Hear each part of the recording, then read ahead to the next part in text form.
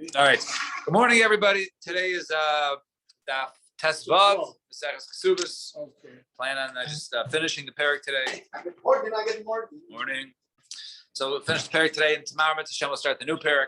So I'm going to start stopping a little short. So okay, it's Thursday today. A little time. So we were discussing yesterday. We had Rabbi Yossi from the Mishnah who ruled in a case of a tinokas that was violated.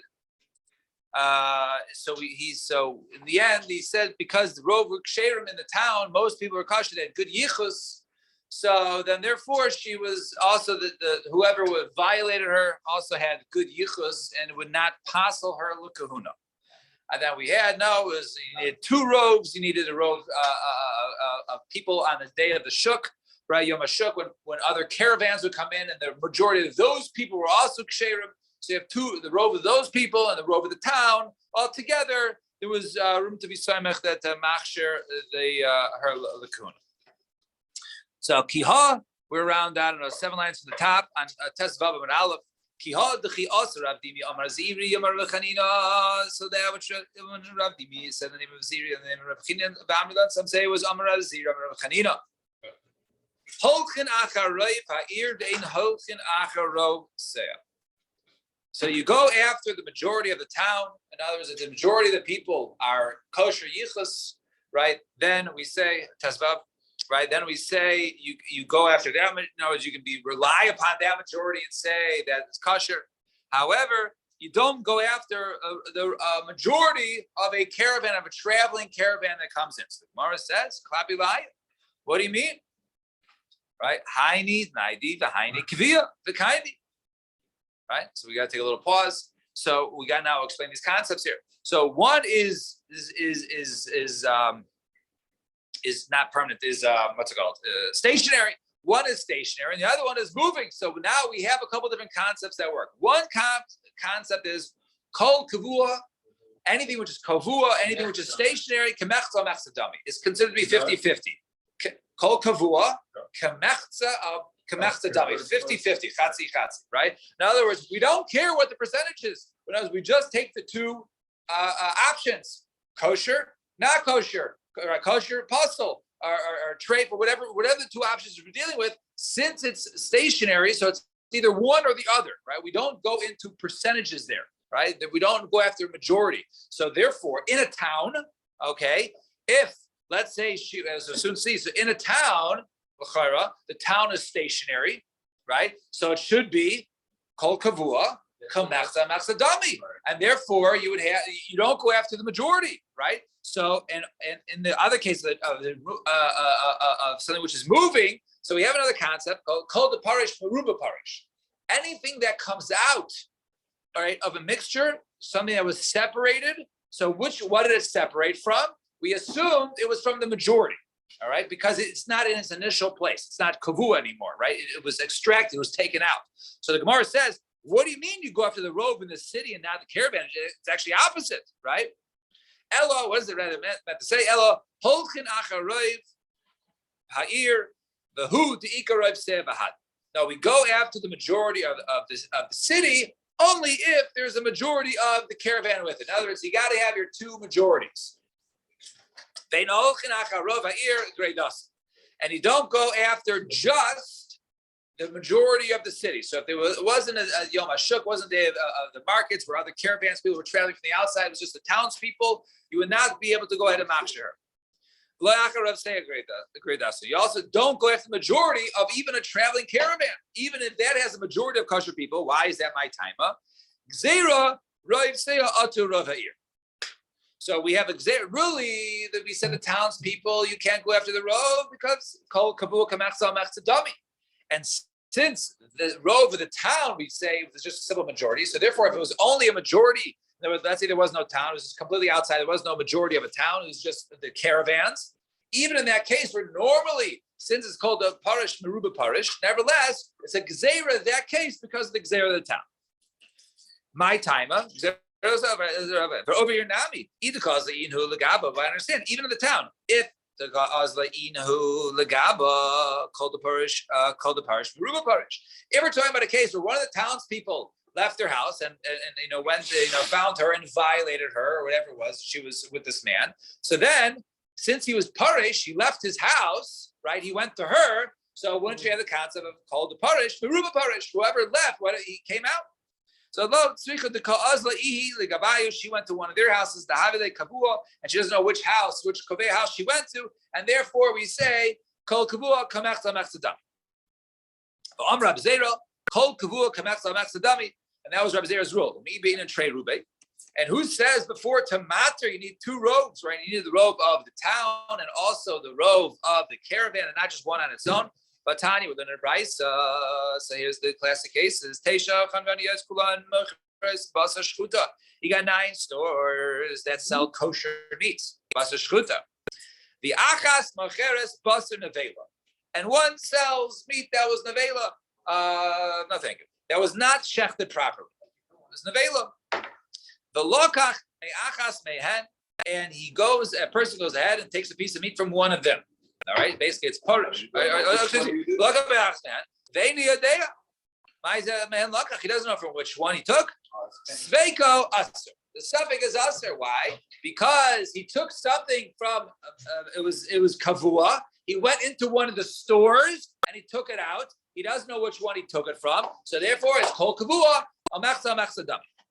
But let's say he was in the marketplace and there's 10 stores around him, and all of a sudden he finds a piece of meat right in the middle of the street. You go after the majority there, right? It's because called the parish. Anything that left, we assume it came from the majority. So since there's 9 kosher stores and 1 non-kosher butcher shop, it should be kosher. And there's only 1 robe. You don't have 2 robes there. Even 5 to 4. Right, we do it right as long as it's more than the majority. Right, you don't need that. Now, maybe this case we're only saying you can depend on the kosher meat. Why? Because maybe the kosher butcher places, yes, that's one majority, and you also have the majority of all the surrounding towns who come to the kosher marketplace, right? And the city is not locked, and therefore all the other towns peoples come in and they bring in all more kosher meats. Now you get a super majority, got 2 robes. Right, now we have also the robe from the outside of the kosher towns. Even if the town is closed off to the others and you just have the 9 butcher shops and 1, you can rely on the robe. So why in our case do we need 2 robes? Robes of the city and robe of the caravans. But in the case of the meat, he didn't. So our answer is, when it comes to yichus, we have some chumras. We need a super majority there. It's not just like a piece of meat. Okay, eat it. We can be samech on it. When it comes to yichus, then we need to know for sure that she's kosher lakuna. Fine. Gufa. Smack the middle of the page. Abraham Zera. Kol kavua kamechza al mechzadami. Anything which is kavua, which is stationary, we don't care about what are the odds, the robe, what's the majority. Rather, it's considered to be 50-50 because there's 2 options. And therefore, it's considered bein lakula, bein l'chum. Whether it's lakula or l'chumra. So now we got to see what it's talking about. So first of all, so how does he know it's bein lakula, bein l'chumra? Where does he know this from? If you have the cases of 9 stores that sold kosher meat, and 1 sold kosher and 1 sold nevela, non-kosher meat. The lokach me'achas me'an, he went into one of the stores and bought, and he doesn't know from which one he went into. Veinu demezeh man lokach, sveiko aser. The suffix there is aser, right? Uvenimtza, because over there we say kemechza mechza dami, right? It's like it's 50-50, and therefore, right, suffix, right, and the vela, right, this is non-kosher, right? Suffix, the rest of the chumrah. Uvenimtza, but if it's found in the middle, halachach harov, then you got the majority. So you see over there that you can be saimich, right? Over there in the case of mechza, it's kabul, we say it's aser. So asam l'chumra. Over there it's only l'chumra, right? Okay, but you said bein l'chumra, bein l'kula. Okay, that's a chumra case, right? We say, okay, it's 9.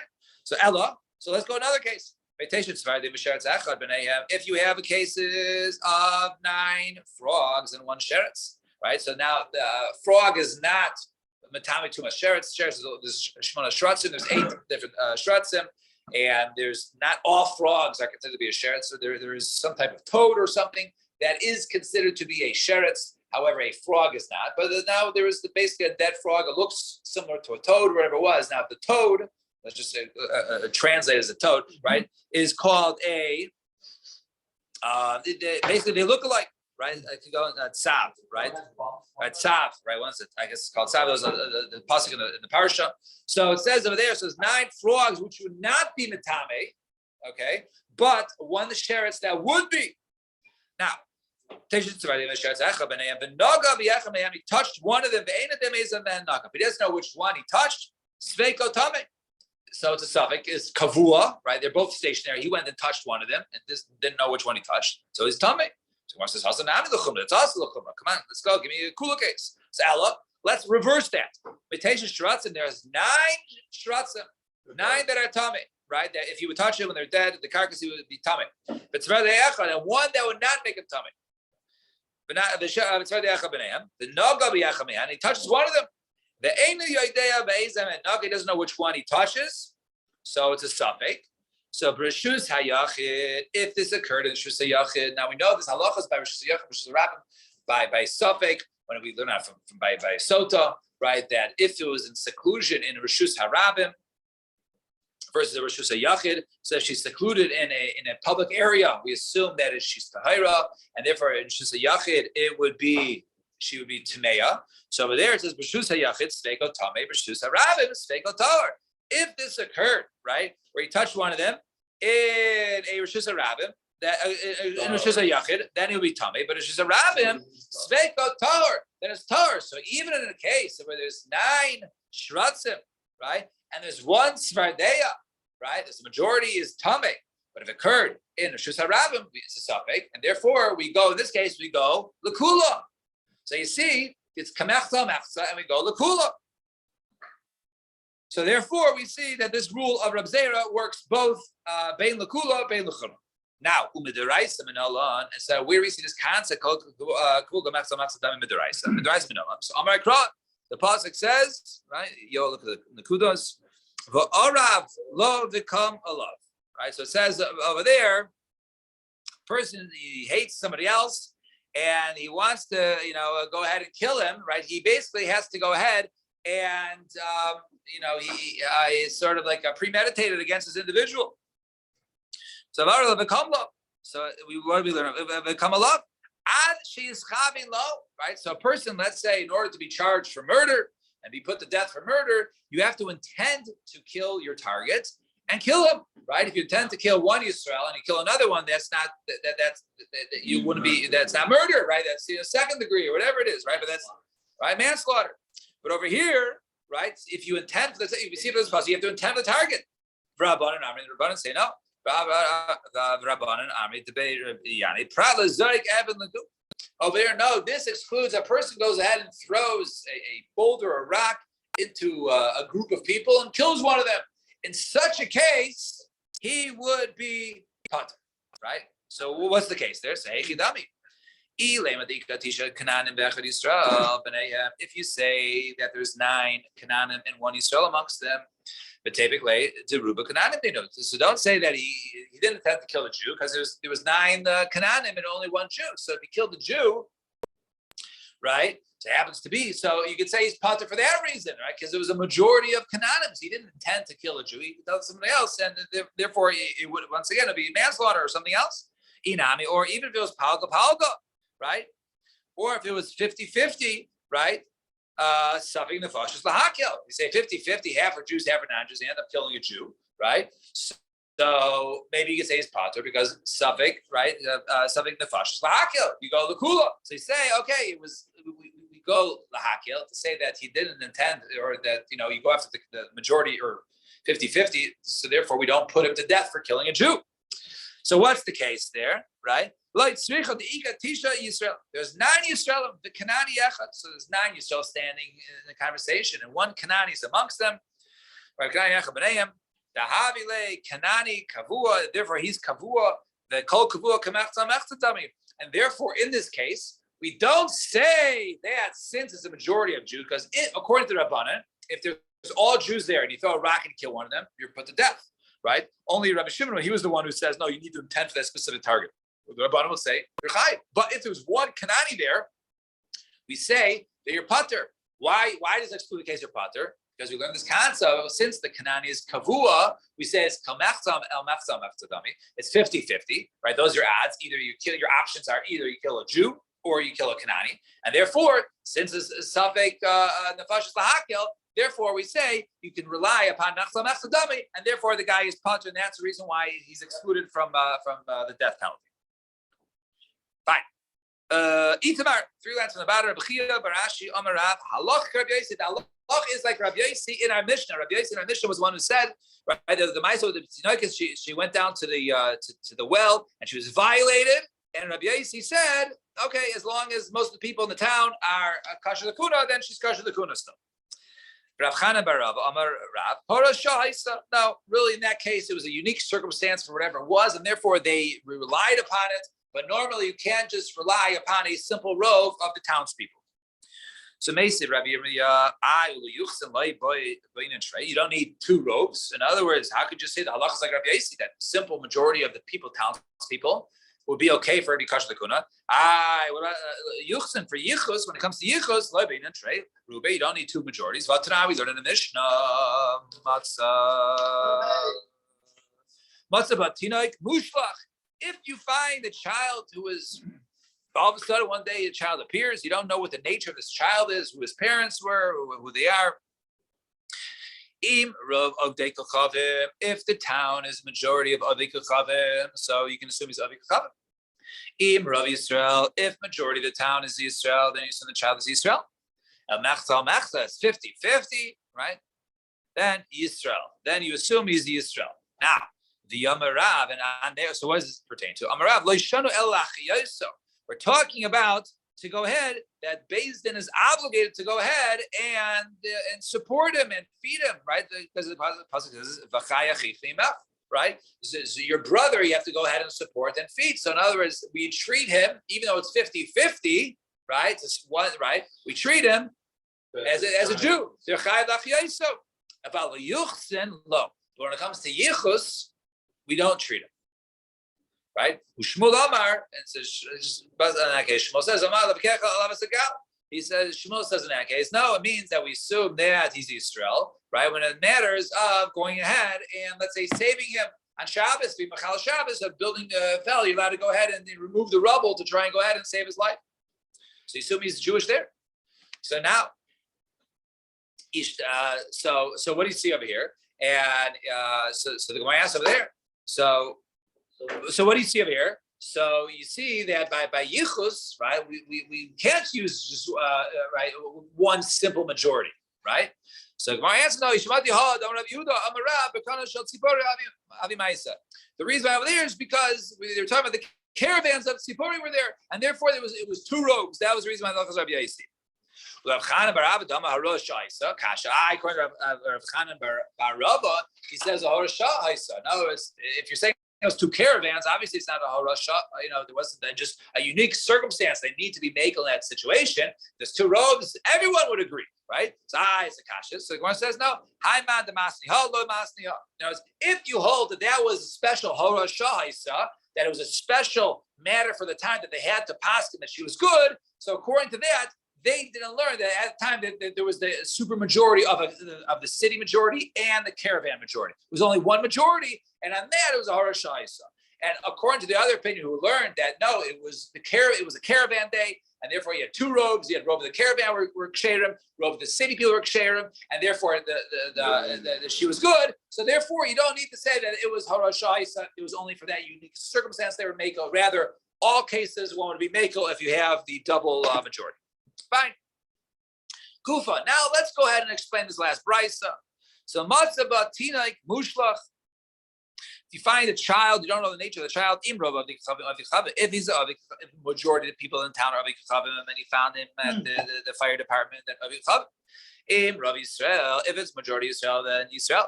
Mechza 50-50. Then we treat him as Yisrael.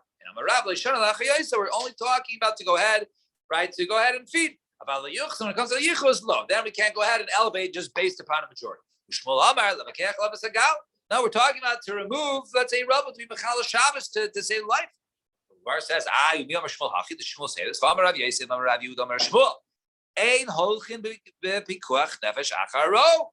right? You don't go after majorities when it comes to Pikuach Nefesh. Those are the chance that it's a Yid. You go ahead, even Mechala Shabbos, you do whatever you do to go ahead and save this life because it might be a Jew, even though the odds are not, right? So we don't go Acharov Pikuach Nefesh. So Ella Kitamar the Shmuel Aresh. Really, that what Shmuel said, right? We're talking about the Vakerach Zagal is to go in the ratio. And he says, Itamar Imrov of the Kachavim, if most of the people in the town are of the Kachavim, then we can assume it's of the Kachavim. That child was stuck in the rubble on Shabbos. Amar Shmuel, Ulevakerach Lav Zagal Einochem. But when it comes to saving life, to removing the rubble on Shabbos, even though it's Rov Ovei Kachavim, nevertheless, we don't assume he's Ovei Kachavim in this case. And we go ahead and we're Mechal Shabbos to go ahead and save the life. We go. Upset with you with the like doctors and all that. What we have. What's the term? You do it because you don't go get mad at you. Ava, yeah. How can I say it? Once shots, I can't say the non-Jew. Right. Right. So that was right. Super over. Right. So, but. Mishum Ava, they're right in this case, but normally, like we have, like with doctors and SNAT, they're on call and they go ahead. Even though, right, one technically cannot be Machal Shabbos, right, for a non-Jew, the idea is Ava. But over here, you don't even have to come onto it because here, even if it's a chance it might be a Jew, then you don't even need to come onto that Teres Mishum Ava. That would only be if because over here, remember, the child is a suffix. We don't know if it's a Jew or not, right? So therefore, right. Mishum Ava only is right. Right. Now, even so, if that's the case, so what's the imrov of the chavim? If that's the case, okay. So if the majority of the people are of the chavim, so we assume he's of the chavim. So lamai hilchasa. So what with what matters regards that? So papa lachilo nevelos to go feed nevelos. So now, as if majority of the people are not Jewish in the town, then you can feed the child nevela. Right, you're allowed to go ahead and feed the nevela. You don't have to provide kosher food. Okay, now if majority of the town, right, you're in Bnei Brak, or I guess most places in Yerushalayim, right, or Israel, right?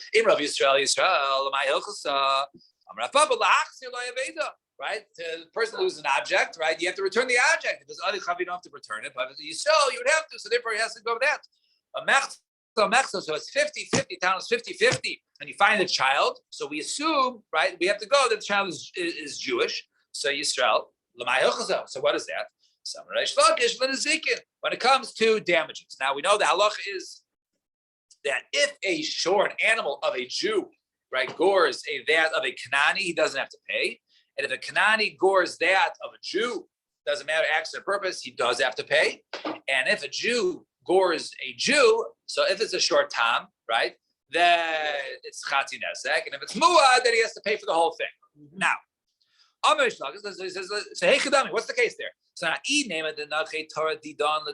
if we have, let's say, my animal, right, I'm a Jew, and I have this child as a suffix, and my animal gores his animal, right, I see, right, right, bring me a proof that you're Jewish, and then I'll pay you. Otherwise, you can't make me pay you because I'm the Vadi Yisrael and you might be of Chavim. So therefore, you got it. Unless you prove to me you're a Jew, I'm not paying you, right? Right?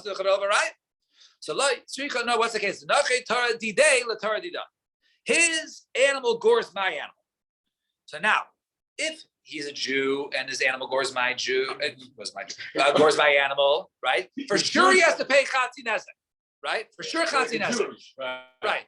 I'm Jewish and he's Jewish, right? So now, owner's animal. So in this case, not the Torah. So and if he was Jewish, you have to pay me half, and if he was non-Jewish, right, you would have to pay me full. So first of all, Palga Mishali, he has to pay me for sure half. If Idach Palga, the other half, I'm a Lahu, and then he could say to me, I see Raya the Lav Yisrael the Yasan Lachun. Now you want to extract money from me? Prove that I'm not to Yisrael and I'm a guy, and then I'll pay you the other half. But meanwhile, they only half. So therefore, we assume in this case that he's a Jew, unless I bring proof there's Avik Chavim, then I can get the full payment. So Hajar Lach, Basula, they say, so we just finished the first paragraph. Tomorrow, we'll continue. We'll start the new paragraph tomorrow.